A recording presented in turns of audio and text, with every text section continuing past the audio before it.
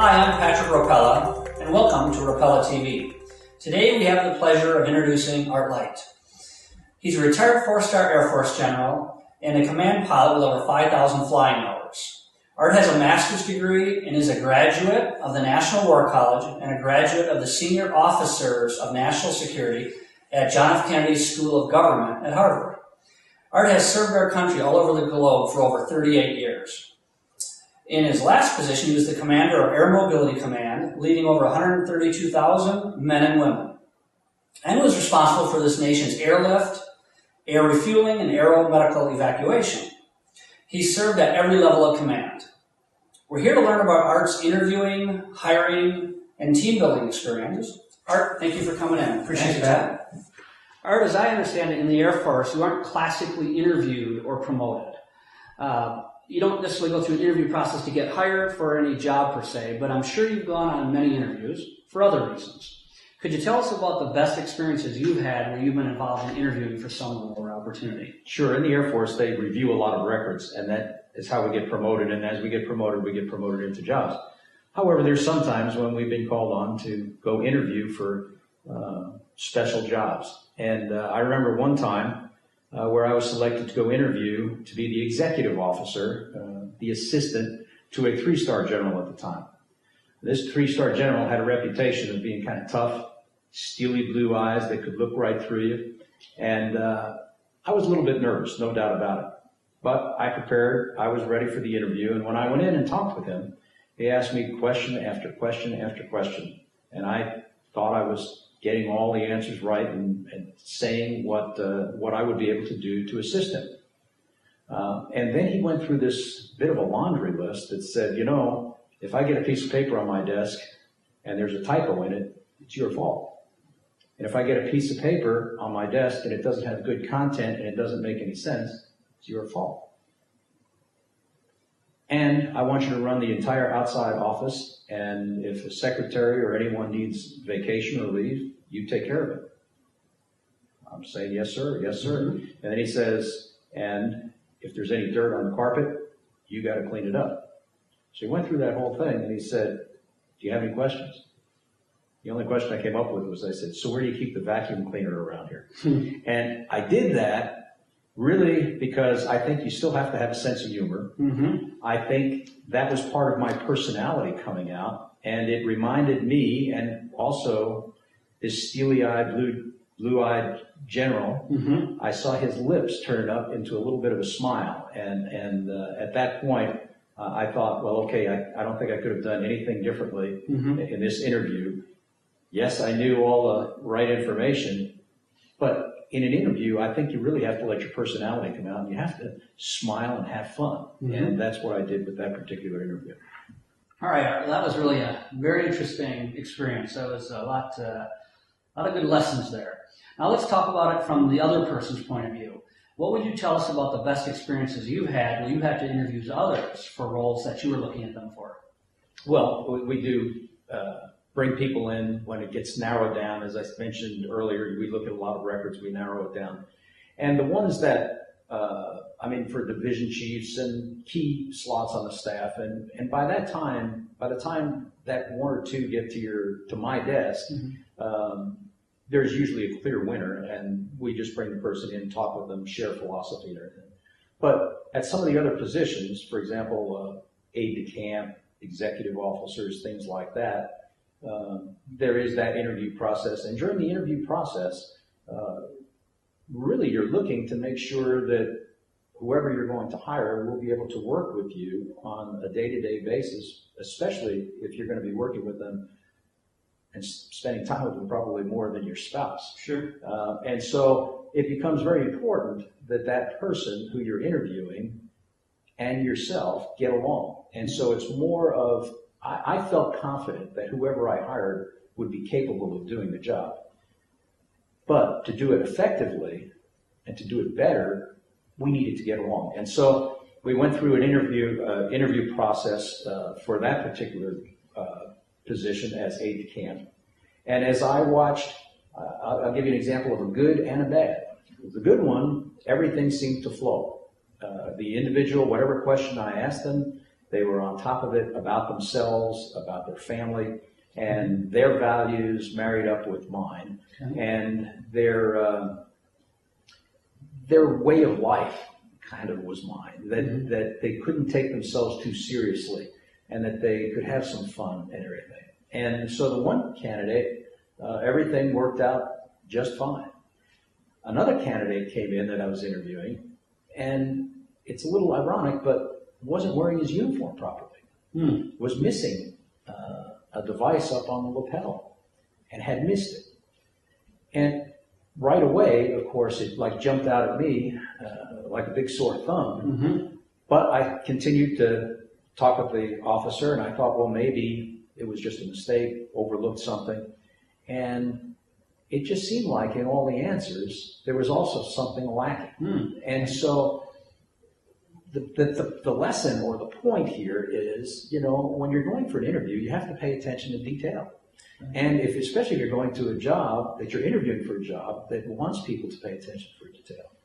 And so when all of a sudden you're missing something on your uniform, which in the military, of course, is a big sin, it just emphasized to me that may have been a small mistake in that officer. That officer probably never did it before or will ever do it again, and was probably tremendously embarrassed when that happened. But for me, it just indicated that the officer wasn't paying attention to detail. And in some of their other answers, that same lack of attention was there. And so it reinforced maybe a first impression. And so it's important for people when they go for an interview, the old adage, first impressions are lasting. And they really are. And if you're going to make that first impression, you got to go in there right from the start, make sure all those other little details are taken care of so that you can get your message across, that you can let your personality shine, just like that first officer did, who was hired, and the other one, of course, lost out. Well, that was very interesting, Art. Now, think about the worst experience you ever had when you were interviewing for a situation or an opportunity or some kind of role, and how do you wish you had handled it differently? Well, Pat, I guess I wouldn't have been promoted to four-star general if I did badly in the interview. But let me tell you about one where I was uncomfortable, and I still learned a few lessons. Okay. Just before I was nominated and selected for my third star, I was being talked about. My boss called me in and told me that he was considering me for going over to Europe to be the vice commander of the United States Air Forces in Europe. That was ongoing, but it wasn't released and there was nothing public on it. When all of a sudden, on a Friday afternoon, in my office at Scott Air Force Base, the phone rang. The secretary came running in and said, the Secretary of Defense, it's his office, and he wants you in Washington next Tuesday for an interview. Well, of course, the secretary didn't know what was going on. I didn't realize what was going on.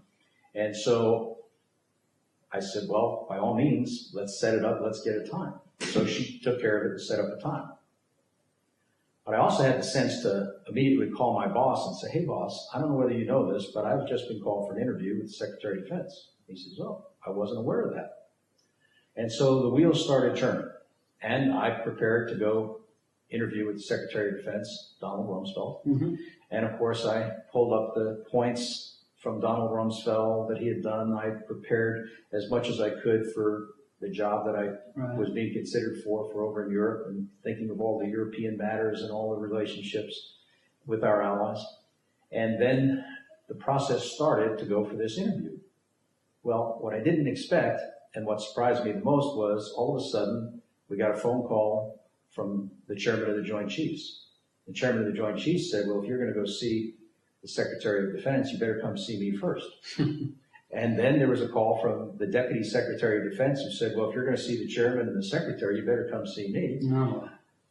Then it was the vice chairman who called. And then, of course, the Chief of Staff of the Air Force said, well, Art, I know you pretty well, but maybe you better just stop in on your way to see the Secretary of Defense. So by the time I got to the Secretary of Defense for my interview, I had about 4 or 5 other interviews that led to that. Now, everything went fine, and it's always tough to answer questions when you have no idea where they're going to come from. Right. But I obviously handled them, and the Secretary of Defense must have agreed with my nomination, because shortly thereafter, he sent my name over to the President, and the President nominated me to be the Vice Commander for the United States Air Forces in Europe.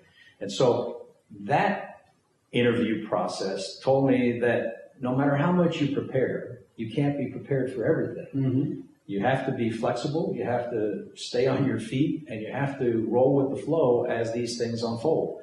I never expected one interview would lead to about 5 other interviews along the way. So that was probably one of my most harrowing interviews. And as I said, we don't do interviewing a lot, and so it was a little bit uncommon for me to even be there in the first place. But that's what I wanted to relay to you about that particular interview. Art, in your many years of leading people, what qualities really stand out? When you're working with people and you're considering picking them for promotions or advancement or specialized projects or tasks, what qualities do you like to focus on most? Well, first of all, competence. They have to be capable of moving to the next rank. But that starts to roll into character, integrity, leadership. All those things roll in together if you're going to be moving someone to the next level.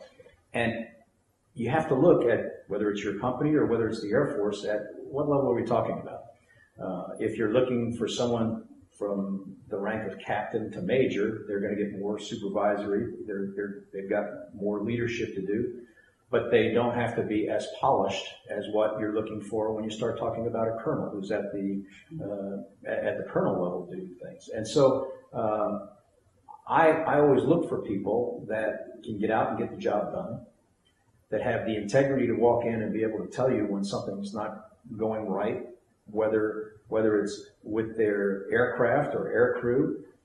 They have to be able to have the courage to come in and say, this is not right, here's why it's not right. They have to be able to take action, so they have to be people of action. And quite frankly, they have to know how to have fun. Mm-hmm. It was a very serious business that we were about in the Air Force. But we don't have to be serious all the time, and especially when it comes to ourselves. And so I look for people to not be too full of themselves. Mm-hmm. Sometimes that's hard to determine unless you're around them a lot. And in an organization where there's hundreds of thousands of people, you're not going to know every lieutenant, every captain, every major, or every colonel. It's just not going to happen. And so you have to rely on the documented records. Right. And when you talk to people about a written performance report and things, most people are going to say, oh, they never capture what is good. But when you sit on a promotion board and I look at thousands of records, mm-hmm. the good ones always come rising to the top. Now, why is that? It's because they can paint a proper word picture mm-hmm. of that individual. And if you're a mediocre type person, you're probably having mediocre type words being written about you. And if you're the outstanding person, you're going to rise to the top. Mm-hmm. And what I always told everybody is, you can't have 5 workers working for you and you treat them all the same. One is probably not pulling their share of work. One is an outstanding individual and you wish they could take your job. And then there's 3 that are probably going to be about average, doing what you expect, doing what you tell them to do. But if you write a report on all 5 of them that is equal, well, now you've hurt the person who's really a go-getter and moving up. Sure. And you boosted this person who shouldn't go any further mm-hmm. up. And so it's really important, I think, as you look for qualities in people, that you be fair with them, and that you're looking for that person who's going to rise above the others, who are capable of doing the job, but is not going to get so full of themselves that they're going to trip along the way. Mm-hmm. And so the leadership books teach you all kinds of different characteristics of good leaders, and a lot of it becomes, what can I see day to day? If I can't put my finger on it, I can't describe it, that's okay, but I know this person has some kind of leadership ability that's going to take this organization to a higher level. And so that's all important. It's important to me as I look for people, and it still is important to everyone in the business world today, looking for that leader who can stand out among the rest of the individuals, and as all the arrows are going different ways, get all those arrows aligned to accomplish the goals of their particular organization. Okay, it's time to spill the beans now, General. Could you tell us about the worst experience you've ever had when you were a team leader, where you were leading others, and now looking back, what you wished you might have done differently in those circumstances? Sure. And that's a challenge, but as you move through the ranks in the military, you're calling them a team leader. We would call them squadron commanders. We would call them group commanders, and obviously wing commanders. And as a team leader or a commander, the biggest disappointment happens when someone in the organization doesn't pull their fair share of work, and you have to remove them for cause. And that is always difficult, especially the higher up you go as a commander. You're releasing another commander for doing something wrong. And unfortunately, that's happened over the course of the years. It doesn't happen frequently, which is very good news. But I have had to relieve commanders for fits of temper and abuse of power that you say, I can't tolerate that. And even though you like the individual very much, and in this particular case, I liked that individual, I respected him, but he couldn't control his temper, couldn't control his emotions for the bad, I guess. You know, if he was out there cheerleading all the time, well, I'd keep patting him on the back and saying, keep going.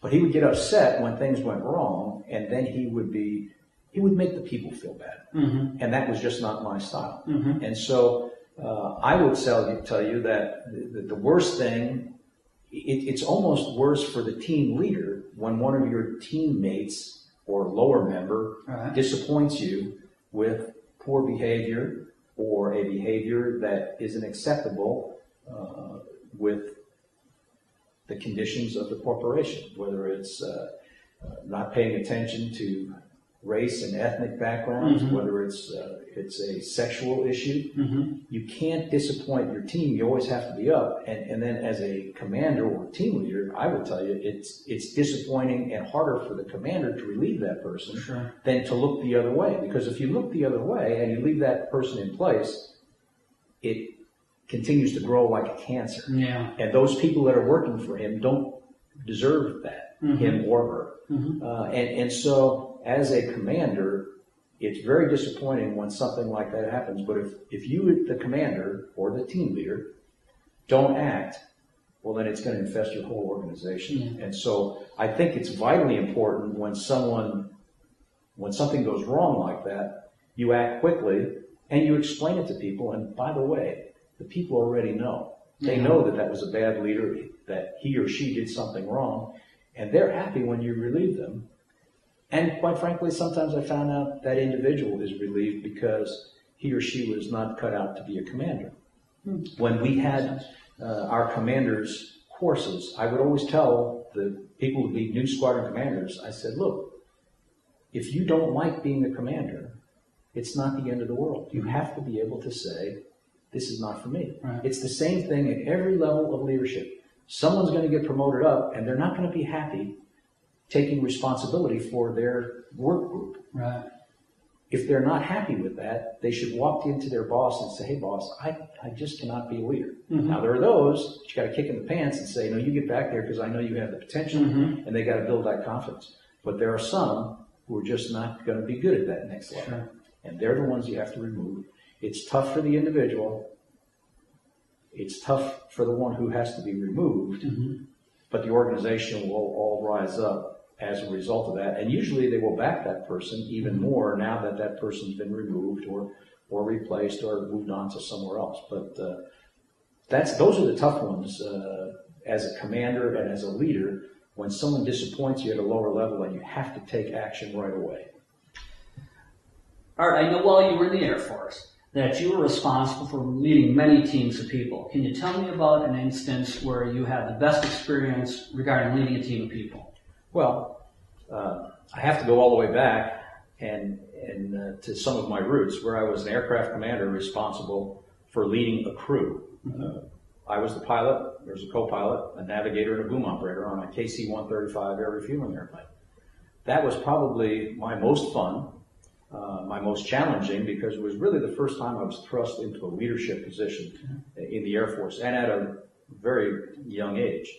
And you're responsible for taking this team, molding them, building them, and going out on missions around the world. And the other officers and enlisted people were rather young. And so here I was as a brand new captain. I had just pinned on my captain's bars. I was working with the first lieutenant co-pilot, a second lieutenant navigator, and an airman first class boom operator. That means they were all younger than I was, and I thought I was pretty young at the time, and I had just assumed this position of being an aircraft commander. But being with them and being able to, I was fortunate to be with them for probably a year to a year and a half, which in the Air Force is a lifetime. Usually you're with someone for maybe 3 or 4 months and they move the crew around. But in those days in Strategic Air Command, you were together all the time. And so I was able to build that crew, build a friendship with the crew, yet still be the leader of that team. And as I've looked back over all these years, that element is the thing that gets things done. A small working element, whether it's in a company, a civilian company or corporation, or whether it's in the military. You put a team together, you give them something to do, and then they have to go out and do it. And in this particular case, even though we were all young and we were all making probably mistakes together, we grew up together and we helped form that team and accomplish great things for our Air Force. Literally flying around the world to Europe, throughout Asia, and this was in the 70s during the Cold War. And at that time, we would pull 1 week of alert, waiting for the Russians to come over the ridge. And so we had to be serious. And we were tested and given check rides and tested every time we went on nuclear alert. And so I look back and I still think that was the most fun, the most challenging. But when you're in that dynamic with other people who are also young and they look to you to be the leader, it's an interesting position to look back on. At the time, I was just doing my job and we were all getting together. And yet today, if you were to talk to those 3 other folks, they'd be telling you, oh, we knew you were a leader. We knew we were going to follow you no matter what you said. And I'm thinking, boy, I'm surprised I followed myself. And so it gets down to the basic element of a team. And if you all have the same goals, if you're all trying to be successful and proud of what you accomplish, you can do it no matter how young, how inexperienced, and things will be successful.